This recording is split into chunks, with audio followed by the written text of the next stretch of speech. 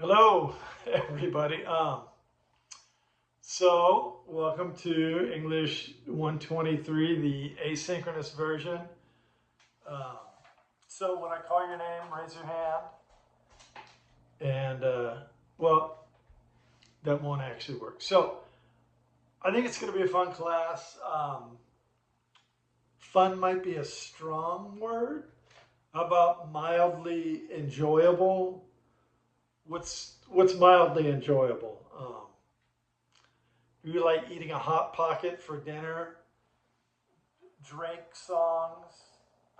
What else is mildly enjoyable? Like the last Princess Switch movie. Um, yeah, what do you consider mildly enjoyable? Maybe going out to dinner with certain relatives. But yeah, it'll be fine. I don't know what's going on with my phone speaker. It doesn't work that well, and I can't find the little attachment. But next week I'll have a little earpiece, and hopefully it'll be easier to hear. So asynchronous, nice choice. You can be wherever you want to be, right? You could do your reading assignments while you listen to Drake and eat Hot Pockets, right? You can even be at a Drake concert eating Hot Pockets, doing your homework assignments. And if you think about it, I could also be at the same Drake concert eating Hot Pockets while I'm grading your homework. So, as long as I remember to be mindful and be demure, I know it'll work out fine. If you could be anywhere ridiculous doing this class, where would you be? So, this week is pretty much about a bunch of smaller things, right? I'm not like a dive right into the pool kind of guy. So there are a lot of things in the week one module and kind of mainly above the week one module. Most of them are going to go really quickly, like one or two sentences.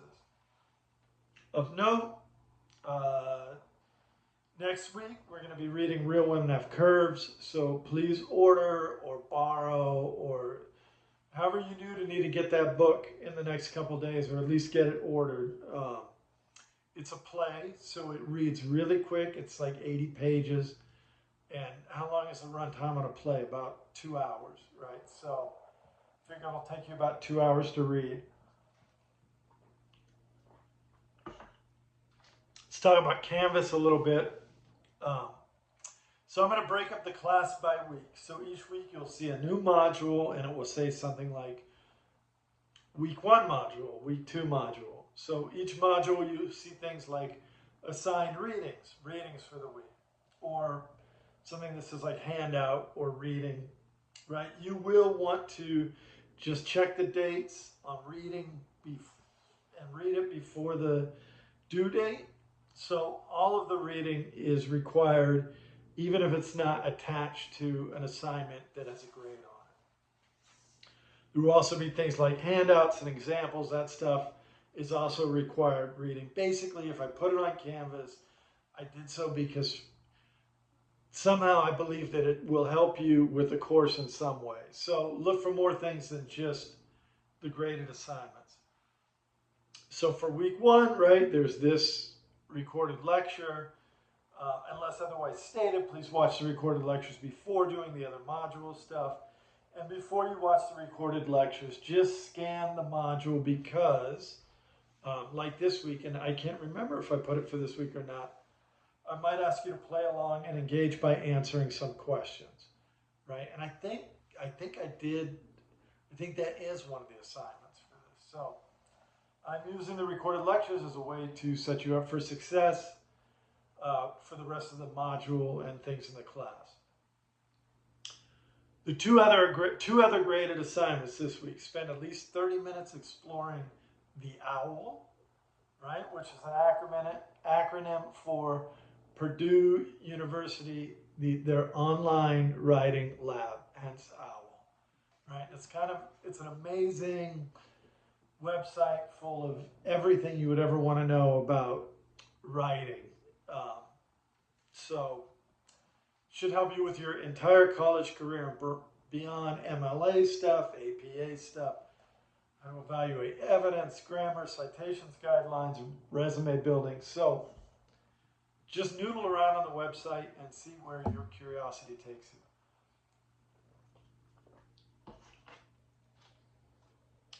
The other higher item is kind of a recap and a revisualizing the academic essay. I just finished creating this assignment and I'm kind of interested to know if it'll help. The assignment idea just came to me as a vision.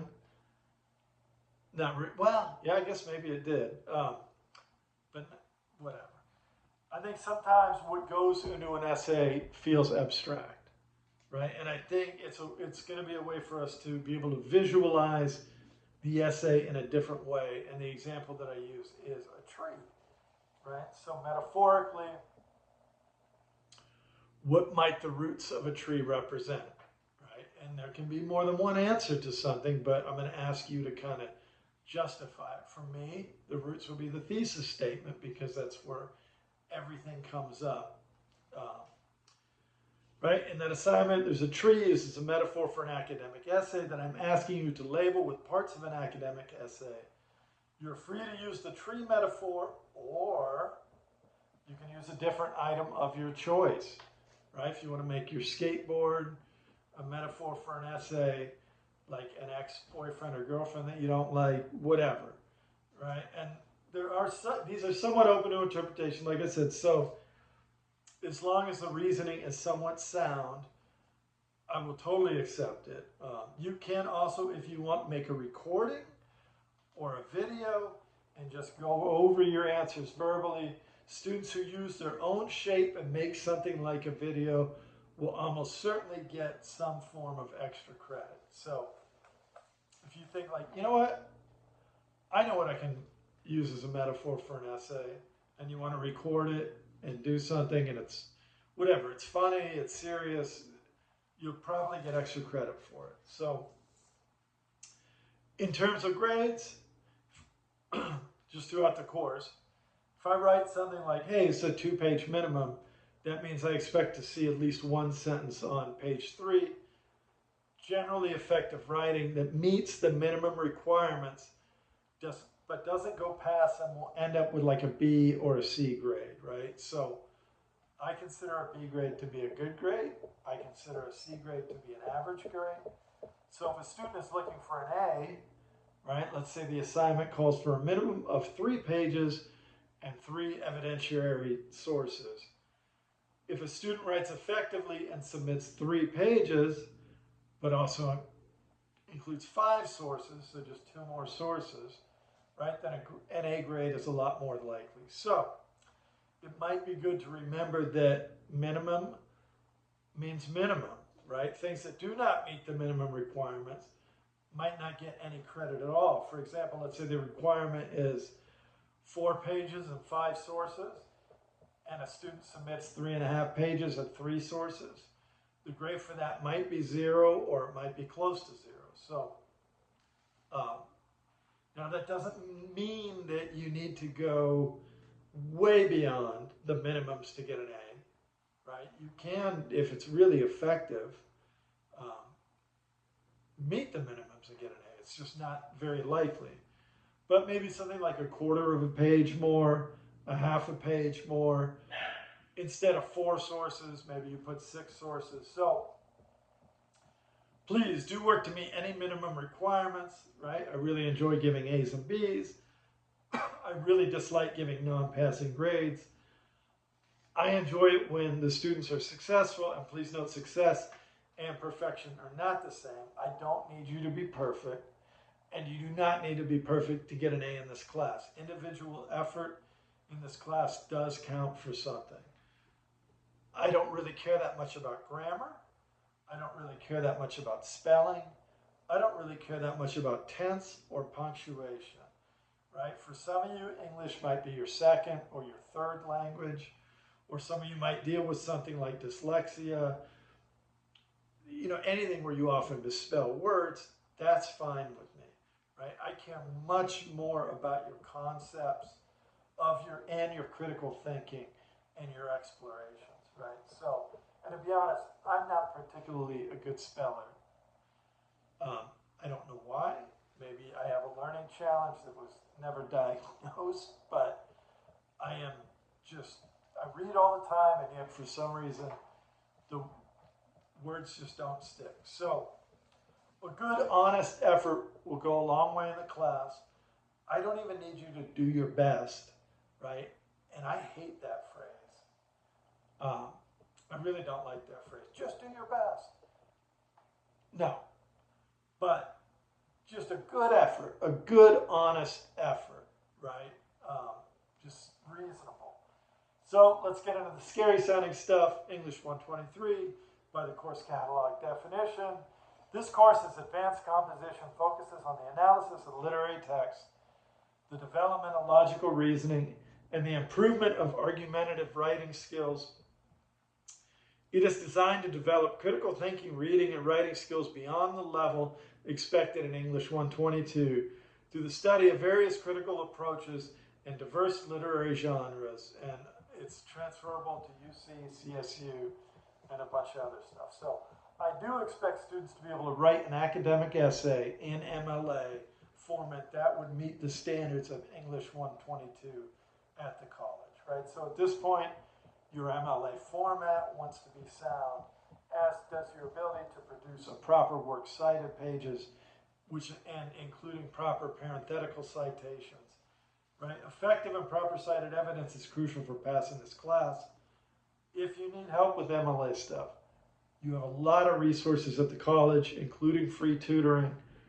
So if you struggle with MLA stuff this week, I think that'd be a great time to make a plan to overcome that struggle. I think tutoring can be a great resource to get caught up. There are also tons of YouTube videos that go over all kinds of academic essay things. So you might even just explore on YouTube a bit. Yeah, you can find some tutoring information in the student resources book and syllabus sections of our Canvas. If you need further assistance, please reach out to me this week. And that brings me to another point. Please only message me through Canvas. I will check those messages pretty regularly. I don't regularly check my DVC email address. So,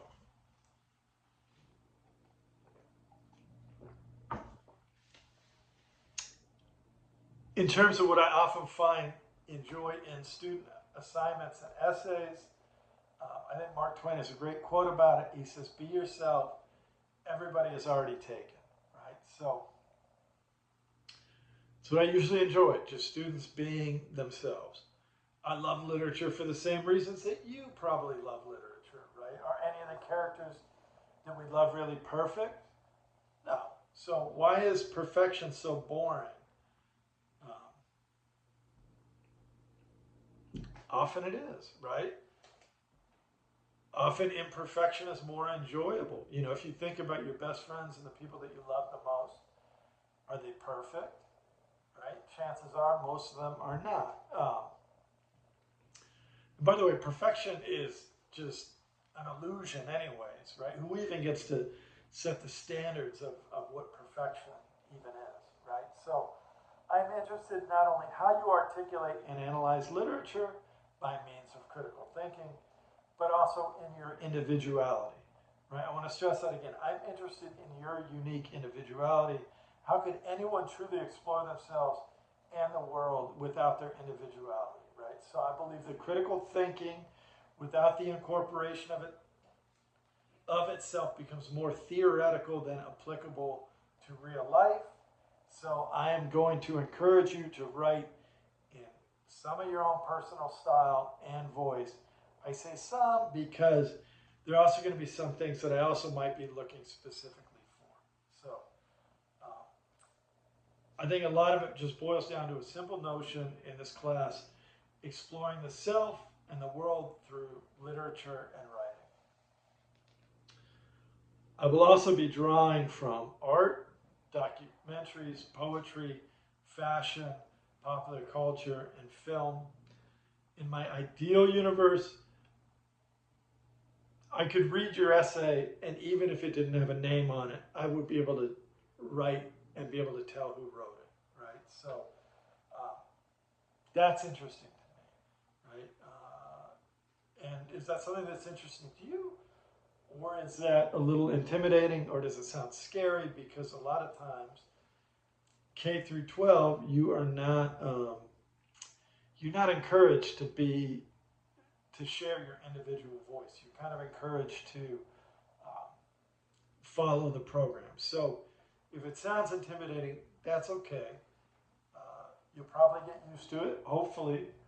So yeah, most of you are not trained K through 12 to express individuality, right? That's part of why a lot of people really dislike English. If people like you read this, right? Yeah. If somebody's like, hey, analyze this through the Freudian perspective and arrive at this answer, right? Most of you don't want to write that way. And I don't really want to read 30 versions of the same interpretation. So what is also not particularly interesting to me is analytical regurgitation that tries to sound overly academic, right? Typically, while the vast majority of students are honest, there are a few who are academically dishonest. And the number one way in which students are academically dishonest is through the use of generative writing assistants, kind of what we would call AI, right? Just so you know what I don't like reading, here's an example of academic dishonesty using a chatbot or AI or however they did it, right? So I'll read it. Joyce Carol Oates' short story, Where Are You Going, Where Have You Been?, provides a fertile ground for feminist literary analysis. The narrative centers on Connie, a 15-year-old girl navigating the turbulent waters of adolescence who encounters the menacing figure of Arnold Friend. Through a feminist lens, the story illuminates the societal pressures on young women, the objectifications they face, and the power imbalances that characterize their interactions with men. This essay will explore these themes, demonstrating how Oates critiques the patriarchal structures that govern female identity and autonomy. So it's so robotic and cliche, and it's so boring. And this is not how students organically write. I don't know who writes like that, right? I don't know anybody who actually writes like that. This is how corporate robots express themselves, right? So why would anyone want to silence their own voice, right, and let a corporation speak for them, right? So some of my favorite lines in there are fertile ground for feminist literary analysis. When is the last time you heard a friend or somebody say, oh, this is fertile ground for something, right? Also, like navigating the turbulent waters of adolescence, navigating the turbulent waters, right? First off, it just sounds pretty shitty. Second off, the story is about a guy in real life, and he was called like the Pied Piper of Tucson, right? So it's based on a real story. And last time I checked, right, if we think of Tucson, Arizona, you kind of think of like dry desert. Why would you use a metaphor about turbulent waters in a desert landscape? So, I don't know. I would have used a dust storm, at least something. And then through a feminist lens, the story illuminates the social pressures on young women. And finally, Oates critiques the patriarchal structures that govern female identity and autonomy. What does that even mean? It's just like a word salad, right? It's like a bunch of academic language thrown together without specifics that actually would make sense. So that's it. We actually, over the break, I had to take like a little AI quiz. A bunch of teachers took it. And it was like, was this written by a person or written by AI. And me and one other person were the only two people that got 100%. But I got no prize from that. And I'm very sad. I thought I'd at least get like a little $5 Starbucks gift card. So, a little bit more seriously, take a moment to think about all the people um, who fought, who struggled, who eked out a way just so that you could have the freedom to speak your mind and think freely, right? Think of the civil rights in this country, people who gave their lives so that, yeah, people could speak and think more. People left repressive countries so that they and you could have a bit more, be a bit more free in your words and thoughts, right? So that we could have our own voices, right? And so now you got Zuckerberg, you got Sam Altman, you got Elon Musk, who was, I think, one of the initial investors in OpenAI, right? They want to help you speak more like a white billionaire corporate tech bro, right? So if you really think about it, what is AI encouraging people to sound like, right? And this is an aside. If you're ever trying to add a class, do not use AI in your asking letter. Doing that can put you at the bottom of the list. I get quite a few. Dear Professor, I hope this email finds you well. Um, and my immediate thought is like, really, thanks. So, and then it's always followed somewhere, and there will be like, your class sparked a genuine interest in me. So just know that I hope this email finds you well is ruined, right? Don't ever use that. So even if you used it organically, it's not a good thing to use anymore. And then I think, like, what are these letters from like the 1800s? It'll be like, Dear Professor, as I sit here under the soft glow of the whale oil lamp, my thoughts turn to your class, and I find myself compelled to put quill to paper to share the feelings that have taken root in my heart. It is with a blend of humility and earnest longing that I write you tonight asking to join your English 123 class. So a lot of these letters, I mean, they don't go quite that far, but they leave that kind of impression. Although if a student actually wrote that, I would let them in the class. So again, many of your parents, your grandparents, your great-grandparents, and so on and so forth survived, struggled, and fought at times so that you could have more freedom of expression and thought, right? If you think of the U.S. Constitution, not a perfect document, but, right, very First Amendment. Congress shall make no laws respecting an establishment of religion or prohibiting the free exercise thereof or abridging the freedom of speech or of the press, right? So the very First Amendment is the freedom of speech. And we envision that if somebody was trying to take that freedom of speech, right, most of us think, oh, that would be like a head-on clash, right? But as T.S. Eliot said, right, not with a bang, but with a whimper, right? The notion that not everything that's a big deal happens as a big deal, right? So what if over time the acceptable language that we use just becomes very slowly more and more kind of corporately repressive, right? I'm sure ChatGPT has some kind of prudish corporate limits, right? They don't want to get sued. Undoubtedly, there are very real human topics or words that it won't touch, right? So if we think about that for a moment, you know, we actually think using language, right? Using AI, it's not like using a calculator because we don't think in mathematical terms. I don't look at something and go, oh, look at that hypotenuse, or oh, the A plus B, right? But we do think in language, right? And the words that we use and the words that we are exposed to in part will shape the kind of thoughts that we have, right? For example, some indigenous Americans have a more circular view of time, and many people have a hard time understanding that concept. And in part, they have a hard time understanding it because they do not have the equivalent words to define, or create an understanding of the concept.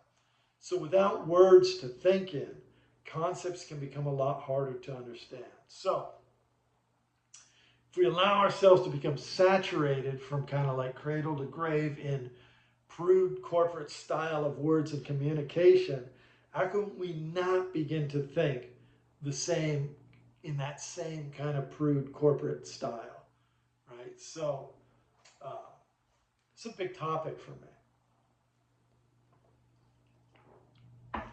I'm almost through.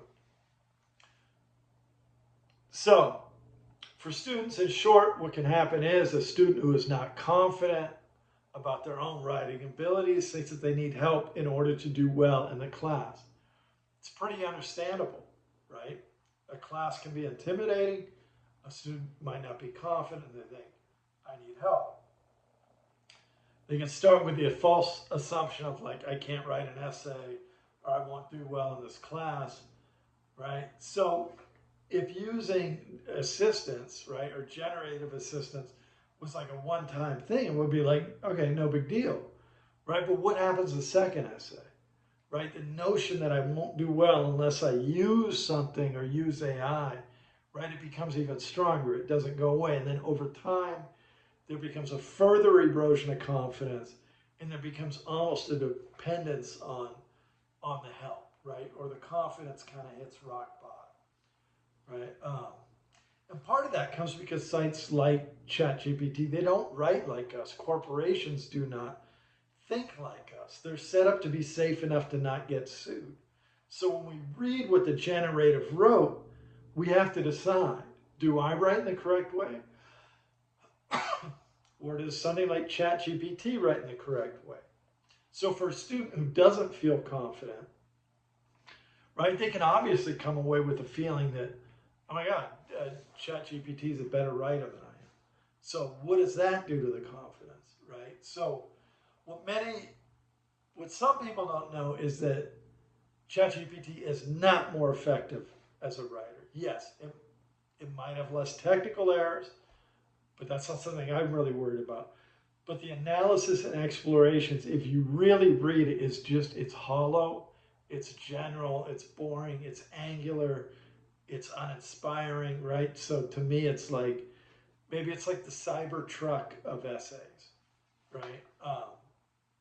And look, everybody can like whatever car they want. There's tons of stuff I like that people don't like. So if the Cybertruck is your thing, that's great.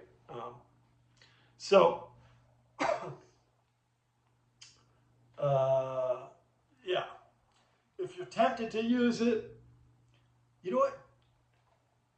Work to not use it on the first couple of writing assignments and see what your grade is, right? See if you can't build the confidence. Much more often than not, students are much better writers than they believe that they are. And why not at least find out if that's true?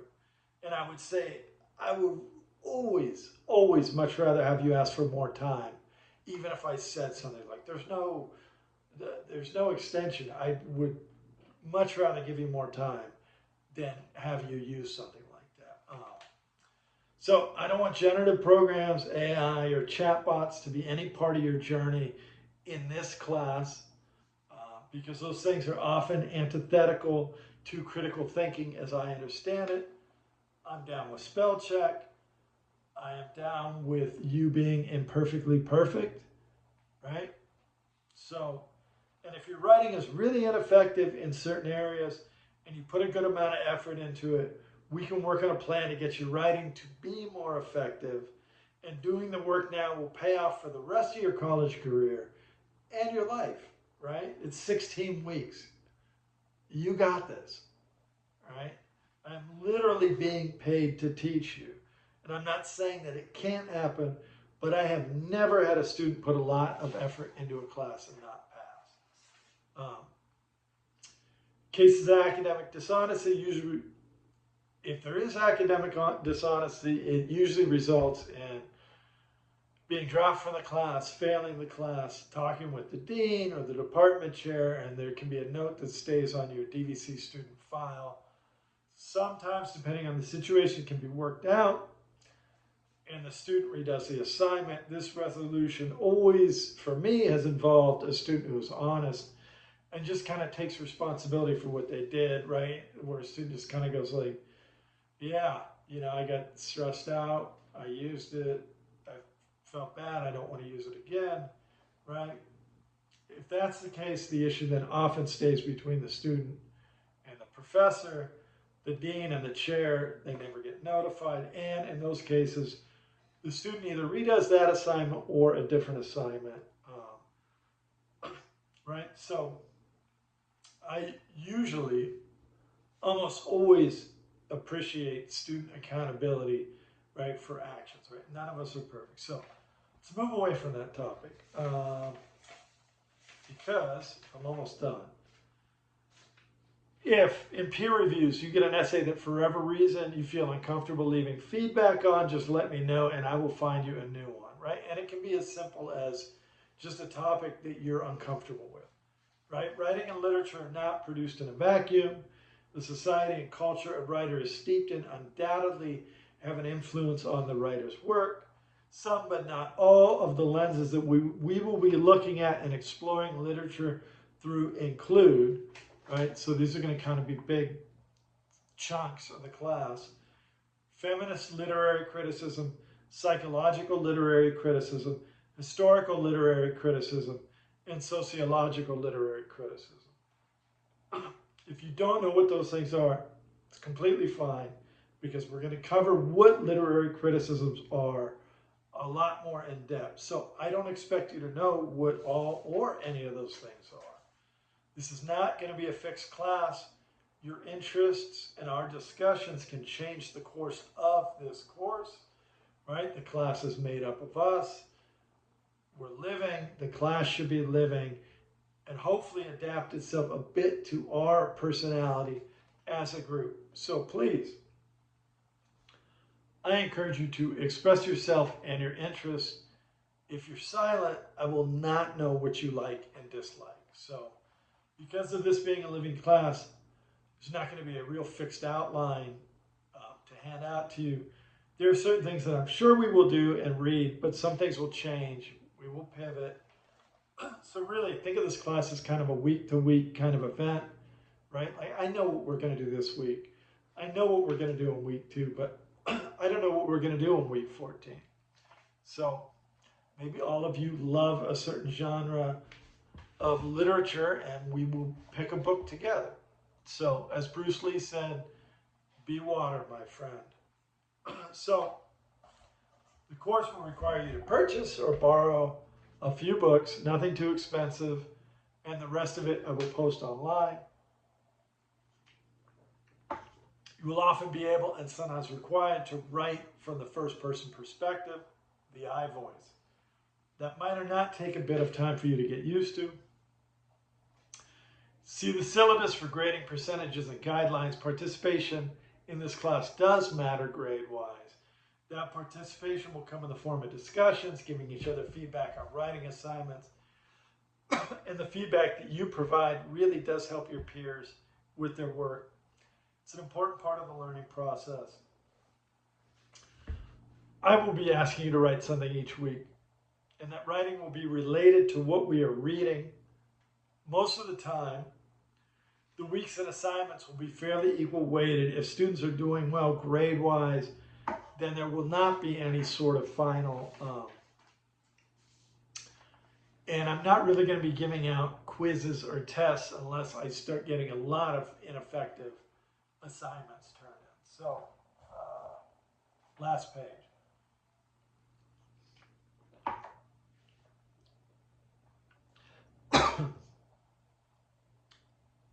And now I have a tickle in my throat. I want to use this class to celebrate your unique mind and thoughts in terms of critical thinking, right? So I want you to feel comfortable being yourself, and I want you to realize that you are important and that your voice is important, right? So figure